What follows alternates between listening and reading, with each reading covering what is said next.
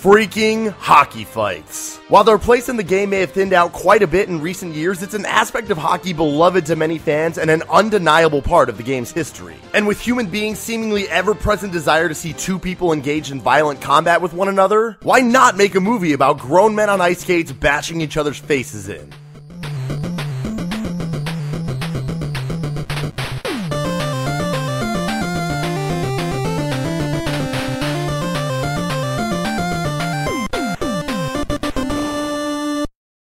What's up, everybody? Welcome to the last of my remastered reviews, where today we are talking about hockey. Now, hockey is something that's always been very near and dear to me, whether it was playing it while growing up, still playing it today, having it be something that my whole family gets together around, a lot of great hockey movies, or above all else, just a ton of great hockey memories. So because of all this, and with me living in a place where most people generally aren't very enthused about hockey, but most people around me know that I really care about it, I've had tons of people telling me that I need to see the movie Goon. So for a long time, I was aware of the movie Goon, I had just never taken the effort to go actually watch it, until I decided I was going to do a review on it.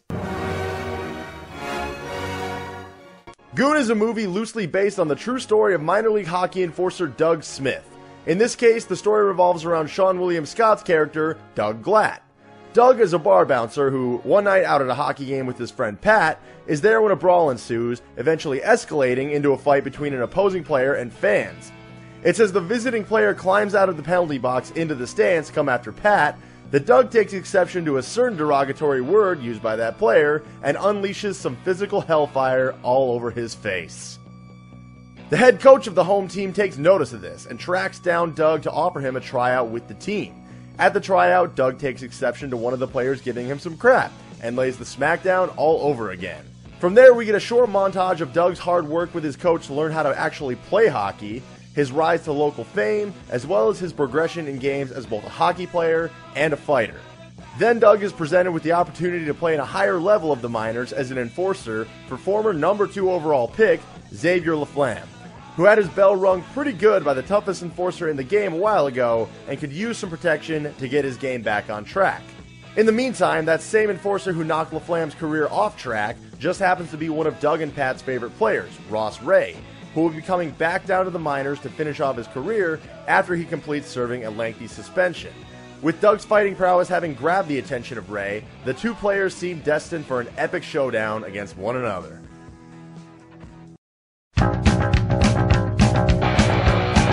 Characters in Goon are a little bit erratic in my opinion. Some of the characters are funny and well written, and others are just agonizingly annoying. Ironically, it's the bulk of the main characters that I can't really stand, while some of the secondary characters I think add the bulk of the humor to things. Let's start off with the main characters though. Doug is, by his own admission, not very smart. He's a tough, bruising kind of guy who generally is very quiet and very socially awkward. But he's clearly a very nice guy by nature, showing a lot of genuine kindness toward people whenever he's not being antagonized by anyone or not beating the piss out of anybody. Pat, played by Jay Baruchel, is obnoxiously excited about pretty much everything and annoying in pretty much everything he says. He hosts a hockey-oriented TV show and seems to only care about the fighting aspect of things. I really dislike this character because he's just so loud and annoying. Kind of feels like a bad WWE fan. Next you have Xavier Laflamme, who isn't a whole lot better than Pat. He's the super skilled hotshot draft pick who is 3 years into his massive career downswing, yet still acts like an over-entitled dick all the time. He should be dominating the NHL, but can't get his head on straight enough even in the minors at this point. We at least see him grow a little bit throughout the movie, but for the most part, he's an easy guy to really hate. Then there's Eva, who I can't say I dislike the most, but holy hell is she agonizing at times. Her and Doug meet almost by accident. They exchange like a line and a half of conversation, and she comes right out with it that she's a total jersey chaser and wants to get with a hockey player. So they leave together, talk a little more, and then Eva is all about kissing Doug, but pulls back almost right away with guilt because she apparently has a boyfriend. Then she's kind of hot and cold for a bit, and it's just annoying. I don't even have any emotional interest in this girl, and her games are even pissing me off. Secondary to all of them, you have the teammates on the Highlanders, who I get a pretty decent kick out of. The broadcaster for the team, who actually delivers a lot of quality lines, and Ross Ray, who I think does a great job in nailing the part of the gritty, old, veteran enforcer kind of hockey player. There's also Doug's parents and brother, who basically just have two scenes in the movie where they make it clear that they view Doug as an underachiever compared to the success of the rest of the family.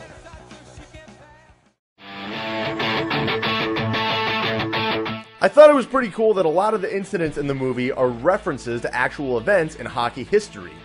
They work things that have happened in the past into the plot of the movie, sort of as an homage to those real-life, Goon-like incidents.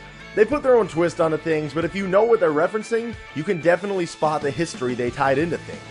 While I don't think the climax was all that great with the way it played out, I do think it's cool that they stepped outside the box for a sports movie to have a climax of something other than just needing to win the big game. A run to make the playoffs is still indeed one of the subplots, but the growth of Doug as a player, the resurgence of Xavier's career, and the build-up to the fight with Ross Ray are what they really use as the motives of things. I also have a soft spot for minor league sports, and I think they do a good job of capturing some of that smaller stage atmosphere. They even mix in an epically bad national anthem, which is generally the expectation at a minor league sporting event.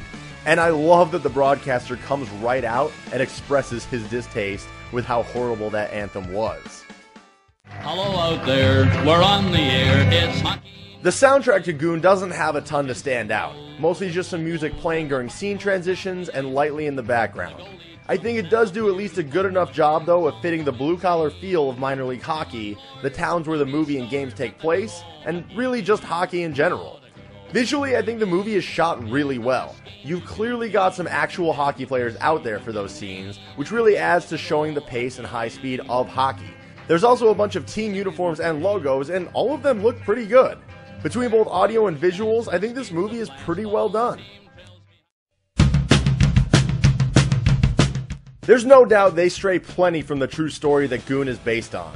Before the real-life Doug Smith got involved with hockey, he was having himself an alright run in boxing, and I think they could have worked that in pretty nicely into the story. Within this rendition of the story, though, I think they do a fair job of showing Doug's progression as a hockey player. He starts as a guy who can't even skate, then he learns how to skate and to actually be a fighter on the ice, eventually becoming a power forward, net front presence kind of guy with a lot more value to his team. But through all that growth, the climax mostly builds up to just a fight.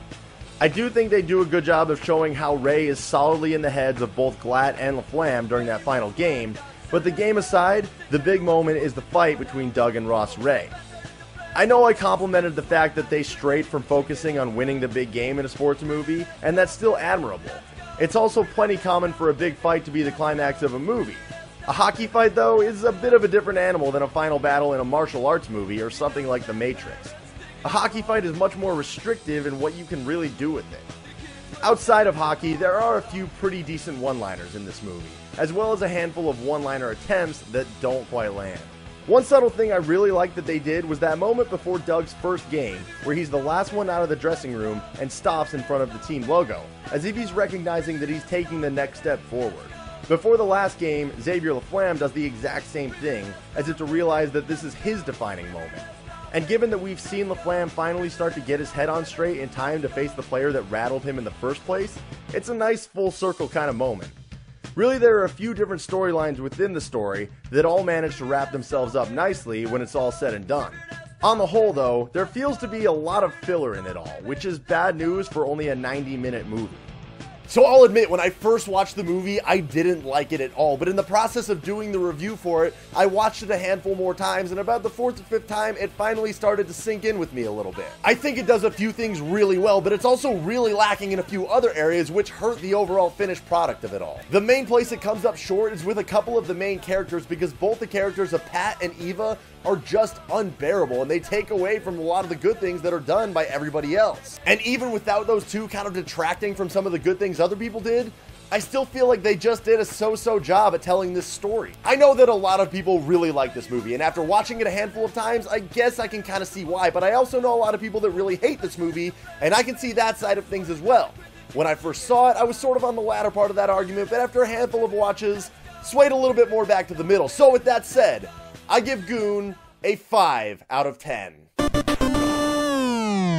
So anyway, that is it for the last of my remastered reviews. I know I might get flamed a little bit for my take on this movie that some people really love, but it is what it is. Anyway, if you like this video, please hit it with the thumbs up button, or if you have any thoughts on the movie Goon, your own takes, please share them in the comments below. If you want more reviews and all kinds of other videos, please click subscribe. Thanks for watching, everybody.